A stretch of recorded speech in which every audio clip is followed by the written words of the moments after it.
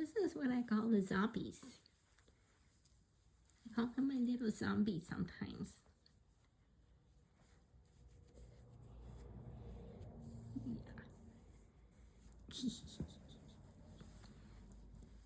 Because he gives me zombie noises. He goes, "Rrr, rrr, rrr, rrr, rrr, rrr, rrr." Oops. Hold on a second. My ankle's going to the bone.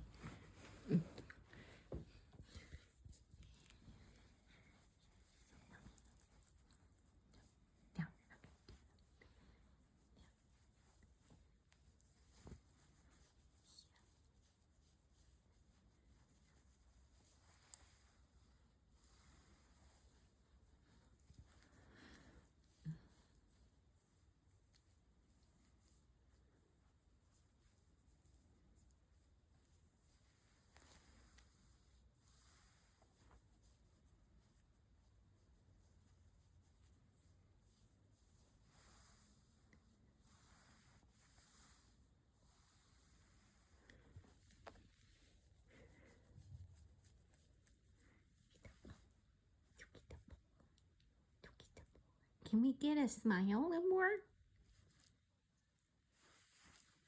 Can you give us a smile?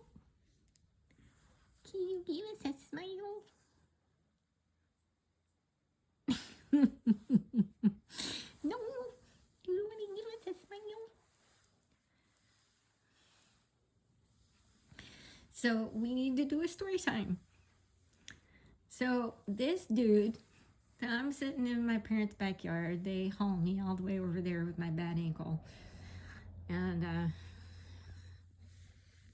we're sitting in the backyard and we're eating lunch and he's running around and he's playing like a good boy. He's going after the ball and he's bringing it back and we're throwing it for him. So we got a lot of good exercise in.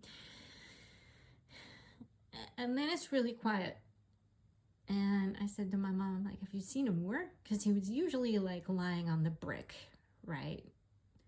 He likes to go lie on the brick or cement or something. I don't know why he likes it so much. It's like, acts like a snake sometimes.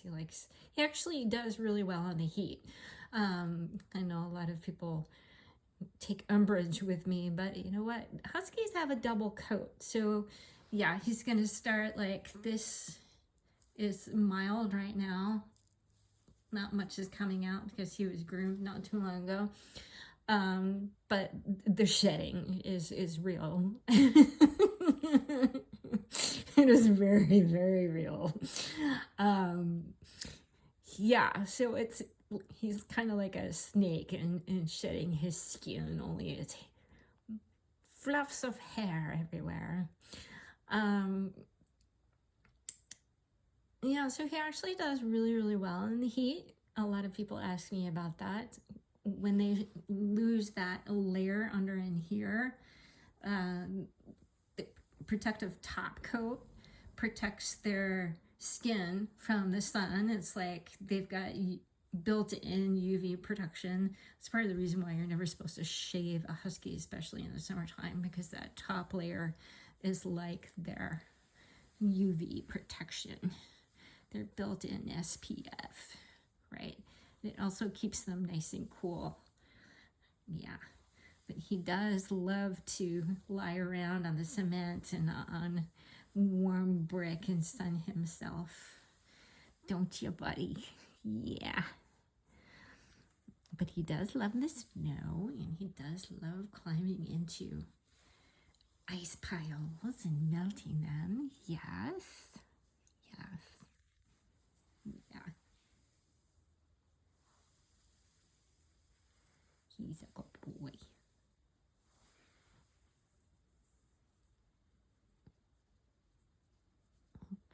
Poor guy needs a good walk, and I can't do it right now because of my busted ankle. Yeah. I can barely walk. I'm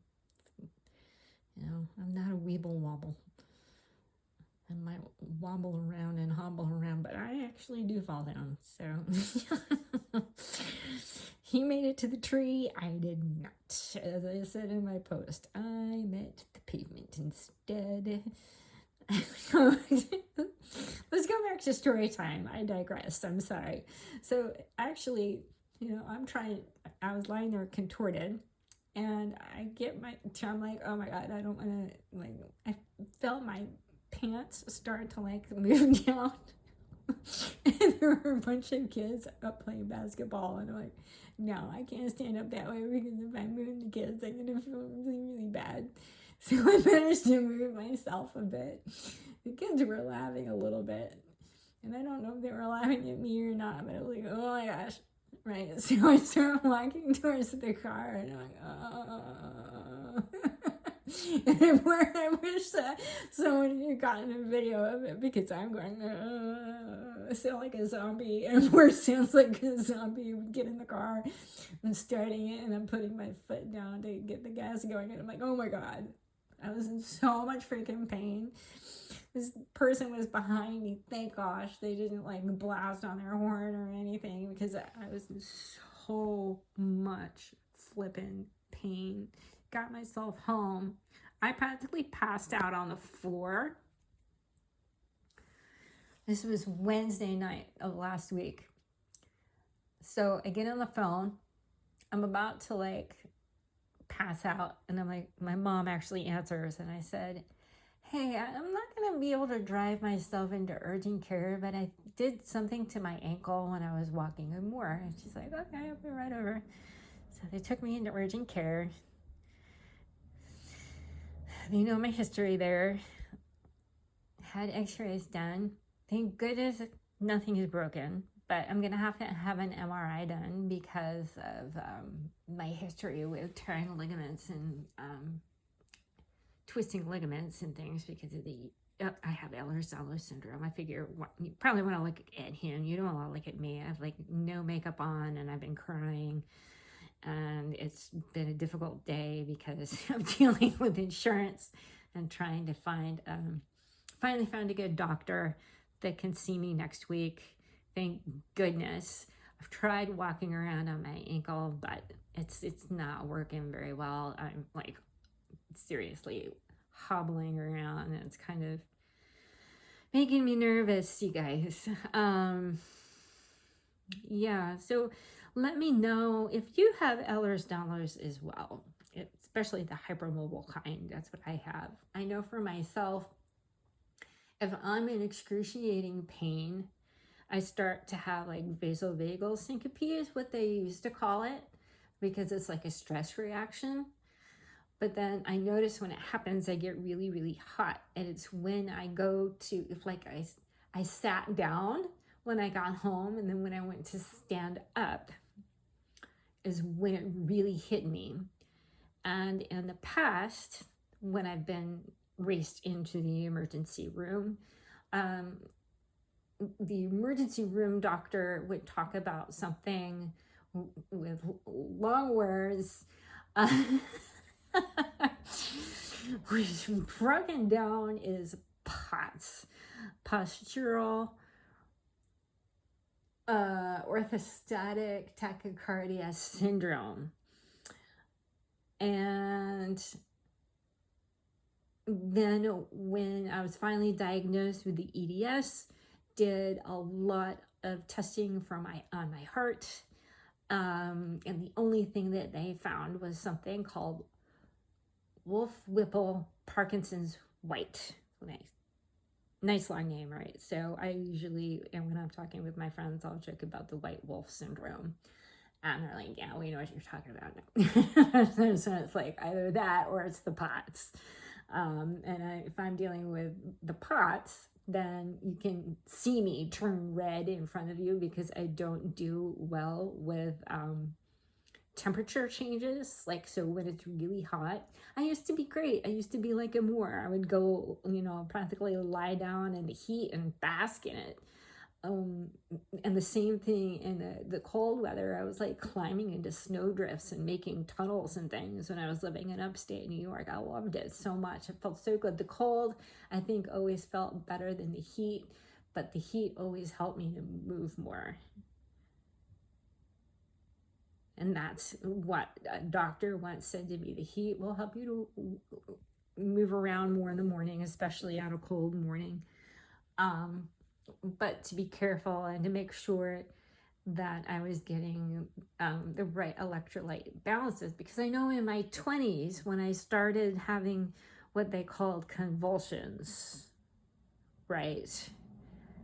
They couldn't explain it. It was like when I would stand up, it was like I was doing this weird convulsing kind of thing, and then I would fall down.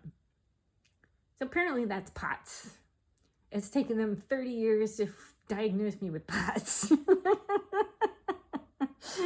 Finally they did, and now we've figured out what's going on. Yeah, so there's that going on. Yeah. So if you have a husky, you understand the husky wanting to run around and not really listen to you. But I'm going to tell you something really, really sweet and really funny, because I didn't finish and I wanted to tell you all of this, and this will help you to understand what I'm about to tell you in the rest of this story. I know you're like, you're digressing, Kat, come on, get to the point. Okay, so Sunday, he's running around, he's having a grand old time, and then all of a sudden it goes quiet, and I'm like, where's Amour? Where is Amour? I wasn't feeling the greatest. I don't think he was feeling very well either, though. Someone gave him something to eat that he wasn't supposed to have. When my mom found him, she said he was running between the porch and the car, going back and forth. They grabbed him, and obviously everything's okay. But that was his way of saying, I need to go home and I need to get my mom home. Because when I got home, here I am, here, and I live alone with Amour, and I'm training him to be my service dog. And I consider him my full-fledged service dog, even though we still have a few classes to go. And this is so freaking cool, you guys. I was trying to get myself up into this rollator. My mom was letting me use a rollator, and I felt myself, it didn't want to work very well, right? So I'm trying to lift myself up into it so I can put my knee on it so I can roll around. And I felt myself start to jerk around a little bit. So I fell back down into the sofa, and it kind of got into like fetal position. But Amour was right there next to me the whole time.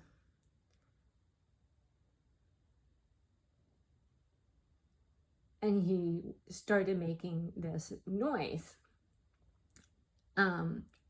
which at first I thought sounded like a puff, right?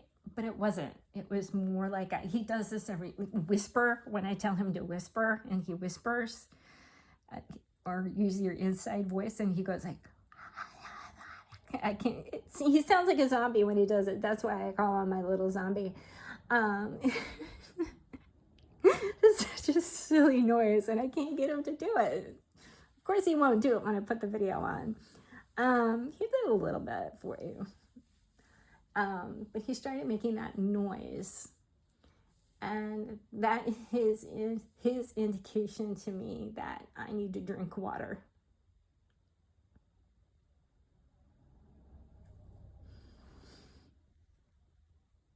And I need to drink water with minerals in it, like electrolytes and real minerals. Yeah. So I ordered something called buoy. I haven't tried it yet. I see it being talked about all over Facebook and Instagram and everything for people that have POTS and Ehlers-Danlos syndrome and all of this stuff that I've got. So I'm going to try it out, see how it works, because I've been using, I will go through practically a full pack of powdered, whether it's Propel or whatever. I think I actually do better with real salt. Today has been because I ran out of everything. And my family's been doing the best they can to help me get everything that I need. But today I was using Celtic Irish salt. Just a few, put it on my tongue, let it dissolve, and then I would drink a glass of water. And today actually was a better day, and I didn't have any of my jerky movements like I did on Saturday because I had run out of my electrolyte stuff. And sometimes in the morning I'll do the Irish salt, but not every morning. So I'm going to start doing that every morning because what a difference that made. But I'm excited to try the buoy and see if that helps things even more, because it looks like there's one for digestion, and I have so many digestive issues, and I'm looking forward to seeing if we can get that resolved. First, I'm going to get my ankle resolved, but I do want to get my digestive issues under control and get some of the brain fog out of there. But I think I feel like it's starting to lift, which is a really good thing, because I would really like to get back into doing my tarot card readings and everything more. And I've been having a hard time because when I have a reading and it's a very sensitive subject and there's a lot of emotion coming from the spirit world and from maybe a specific person in general. And I don't want to go into a full thing right now about that. I will do a separate video. But I'm getting myself clearer so I can get a nice clear message on it. So it is a real one. Because I don't want to put something out that is clouded and fuzzy, and I want my connection to be nice and strong. Because normally is very strong with the divine. I have a weird connection, as people have told me. But it's all good. It's all good. It's actually a really, really cool gift, and I've been told that I need to use it more. So I've started another group, if you want to follow it. It's called FairyMyth. It's really just starting out. But that's going to be a lot more spiritual. I'm going to do a little bit of subliminals, but not really subliminals, more affirmations, because you can kind of still hear it a little bit. So, and it's very, ethereal. I'm going to talk about mythology, just all the cool stuff that I have been into my whole life, and I'm studying astrology a lot more, and so I'm going to be getting into that, and astrocartography, and so much cool stuff that I'm into. And I really would like to help people a lot more with that, but I know that with this YouTube, people associate it a lot more with Amour, obviously. What Amour? Yes, I do call him Mon Amour. The little zombie with his zombie noises. Yes. No, he's not gonna make them. Oh, come on, dude. Sometimes I go like this. No. Of course you're not going to, but it's okay because you're really cute. Anyway, thank you so much for watching. I appreciate it. For the trials and tribulations of a girl with Ehlers-Danlos syndrome and POTS that has a husky that has turned into her service dog. And he started as a wild boy that no one ever thought could be totally tamed. And he has been tamed and is now my service dog, officially. Yeah. Look at that. Yeah. That's his part of it. Wait, oh, did we lose it? That is the, yeah, same one.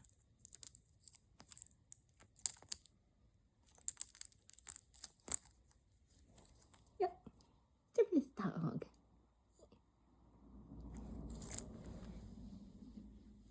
And if you want to learn more about that, I can talk about that more. It's been Not a challenge. He's really been very good, and he's absolutely wonderful. He's like we're so in tune in a very interesting way. Yeah, he's such a good boy. If I'm having a panic attack and I'm going through my whole levels of like deep breathing, and I am, going through, okay, 5 reds, 4 blues, 3 purples, 2 greens, 1 white, right? He's right there, and he's lying on my feet helping me to calm down. Really cool. He's a really awesome dog. Yeah. Thank you so much for watching. If you find any of these tips helpful, let me know, or give me your favorite emoji. Happy to see them. All right. Thank you so much for watching. Bye-bye.